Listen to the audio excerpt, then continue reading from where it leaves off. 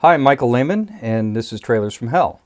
And today I'd like to talk about Beyond the Valley of the Dolls, which is one of my favorite movies, one that I've seen over the years a few times, one that introduced me in a certain sense to cult filmmaking, because I remember seeing it way back when at a midnight screening in probably 1972 or so, when these things were first starting up. And the movie is unlike anything else. It's very funny. It's very odd. It's written by Roger Ebert and Russ Meyer, which is funny because every time Roger Ebert writes a bad review of my movies, which he does frequently, I hate him so much, but then I think, well, he wrote Beyond the Valley of the Dolls. He can't be that bad.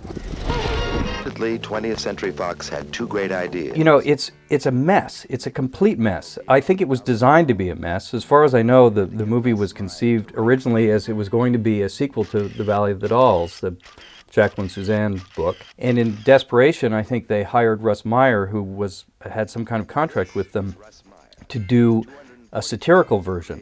It's a takeoff on Hollywood success, rock and roll success movies. And it's meant to be funny, and it is funny, but what's so great about this movie is that it's funny in the ways it was meant to be funny, and it's funnier in the ways it wasn't even meant to be funny, and it's made by people who think they're clever enough to be making something funny in a way that nobody else will know.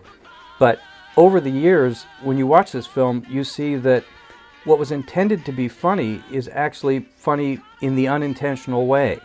Does that make any sense at all? It makes the viewing of this movie the weirdest thing in the world, because you're watching people who know that they're making satire.